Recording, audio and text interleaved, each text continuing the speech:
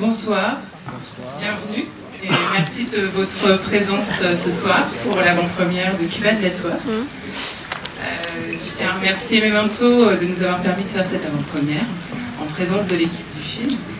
Donc le film sortira le 29 janvier en salle. Je vous remercie d'être si nombreux ce soir. Et sans plus attendre, je vous invite à accueillir chaleureusement Olivier Assayas. Et Penelope Cruz.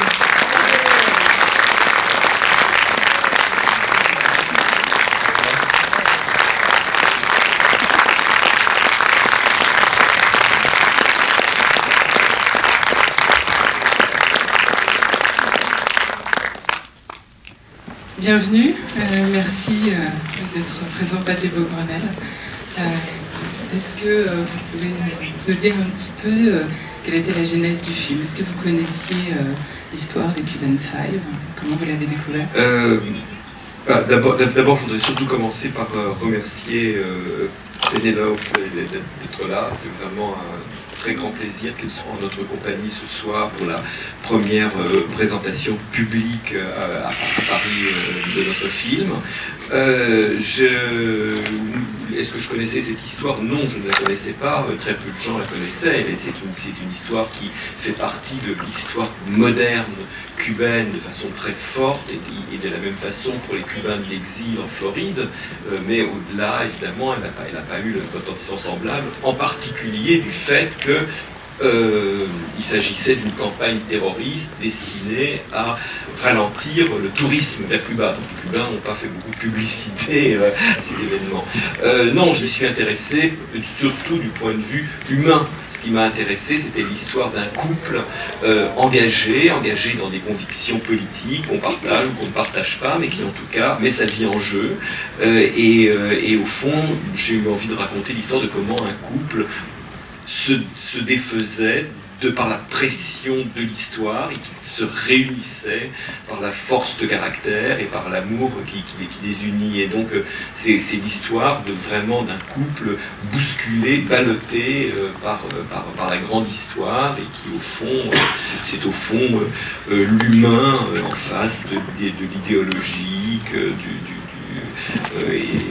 et c'est vrai que j'ai eu la chance pour ça d'être accompagné par de très grands acteurs, Pénélope la première. Pour moi, le fait de tourner ce film aussi en espagnol était évidemment l'opportunité de tourner avec des acteurs auxquels j'avais jamais eu la chance de pouvoir proposer des rôles, et donc ça a été pour moi, de ce point de vue-là, un bonheur de tous les jours de pouvoir retravailler avec Edgar Ramirez, Gaël Garcia Bernal, de découvrir des acteurs comme Leonardo Sbaraglia ou Wagner Moura, enfin c'était Juana de Armas, c'était passionnant, mais c'était véritablement une aventure. Une question pour Pénélope. Comment avez-vous été approché pour ce projet de film? How did he approach me? Merci pour ton nom. Je suis très contente d'être ici et très contente de travailler avec toi.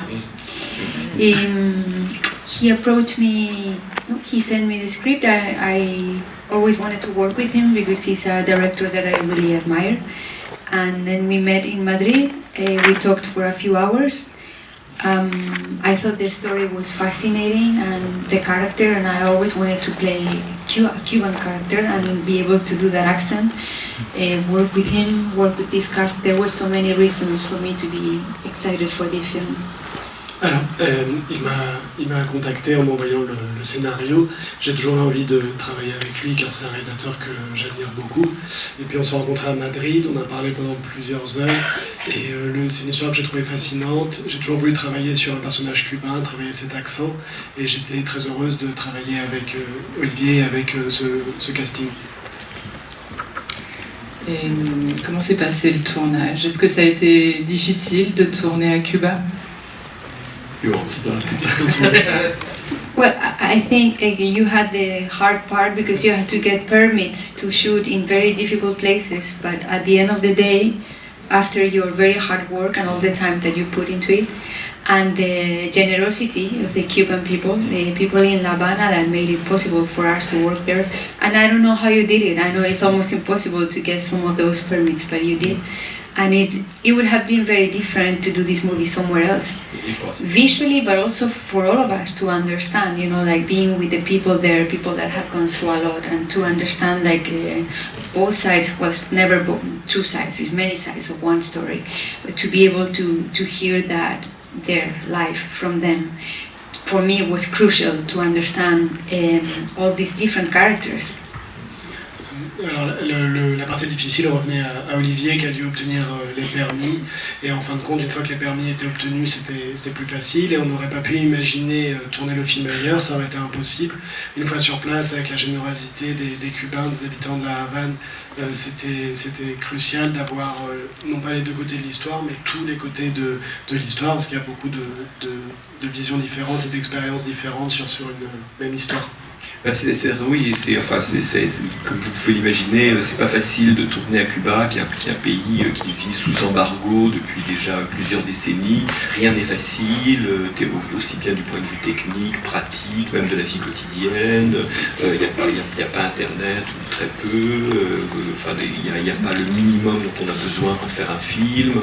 Donc évidemment, il a fallu se battre au jour le jour pour arriver à pouvoir travailler là, au niveau qui est celui où on voulait porter ce film.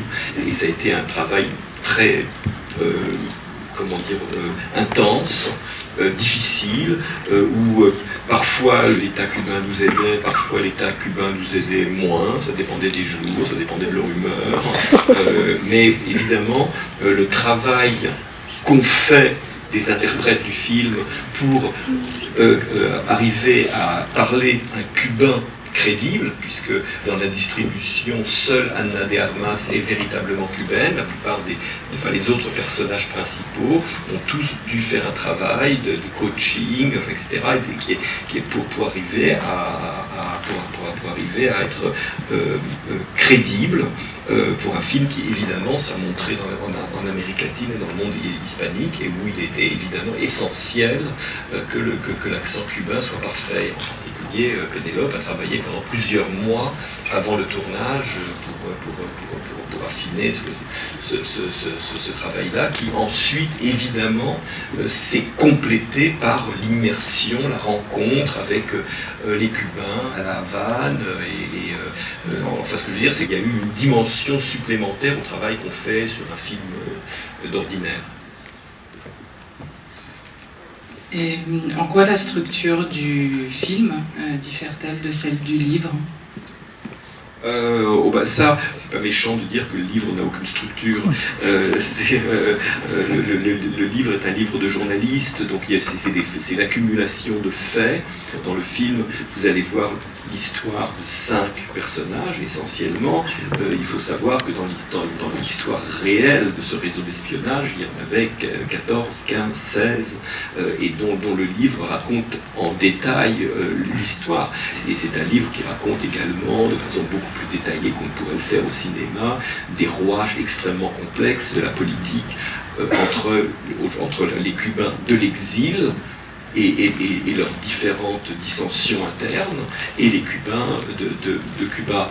L'histoire en elle-même m'a passionné, et j'ai eu le sentiment qu'il y avait moyen d'en faire un film à partir du moment où il y avait une histoire humaine, l'histoire politique en elle-même existait, mais au second plan du film, le premier plan devant être occupé par l'humanité et les émotions des protagonistes. Peut-être une dernière question avant le film Pénélope. Comment vous êtes-vous imprégné du personnage? Uniquement à travers la lecture du livre, ou avez-vous pu avoir d'autres sources également d'inspiration? I feel a lot was in the script. He is like a big expert on this story. A lot from the book, a lot from talking to people that have lived there, like I said before, people that live in Madrid but spend their childhood or teenager years in Cuba, and family there or family still there. Accumulation of all these things. I didn't want to look too much at the real character, because I thought the important thing was to tell this story. No, it's not somebody that is known everywhere in the world, so we wanted to create this from a free place. So the essence of her is there, but I didn't want to do any kind of like well, it's never an imitation, even when you are doing somebody that everybody knows. But especially in this case, we didn't want to have too much a specific image of a woman, but to understand what's in that kind of mind, you know, not to judge. I don't have to think like my characters, I don't have to agree with them. But I just really need to deeply understand why they make the decisions they make and why they think and feel the way they do. So it was an accumulation of things to do this research and a lot of conversations with him. He helped all of us to understand this. Une grande partie du travail de l'inspiration venait du script, du livre. Après, en échangeant avec des personnes qui vivent à Madrid aujourd'hui, mais qui ont grandi à Cuba ou qui ont encore de la famille à Cuba, je ne voulais pas forcément la connaître très bien, puisque c'est quelqu'un qui n'est pas connu dans le monde. Donc, je ne voulais pas avoir une imitation, même si quand on joue le rôle d'une personne déjà célèbre, ce n'est pas une imitation non plus. Mais il n'y a pas besoin d'être d'accord avec son personnage ou de penser comme son personnage, mais de comprendre les décisions qu'elle a pu prendre et de comprendre les choix qu'elle a fait. Et Olivier a beaucoup aidé aussi à la préparation du personnage et à aider à comprendre les relations entre les différents protagonistes de l'histoire. Oui, pour compléter ce que dit Pénélope, c'est un point de vue que je partage absolument, c'est-à-dire qu'en fait, que quand on raconte une histoire qui a eu lieu avec des personnages véridiques, en réalité, ce qu'on essaye de reconstituer, ce sont leurs émotions, pas leur apparence, pas leur tic, pas leur... enfin, disons, il faut s'inspirer, il faut à un moment donné être libre aussi de pouvoir recréer et de façon à faire partager des sentiments qui sont universels et qui ne sont pas réduits à la psychologie ou à l'individualité d'une seule personne. Donc c'est pour ça qu'il faut être maniaque je pense, dans le travail de préparation, dans le travail de recherche, dans le travail de réflexion même sur l'histoire. Et puis après, quand on fait le film, il faut être libre parce que en réalité, c'est dans les temps libres qu'on arrive à recréer la vérité intime des choses. Et ça, c'est exactement ce qu'a fait Pénélope pour le personnage de Olga. Merci beaucoup. Merci beaucoup de votre présence.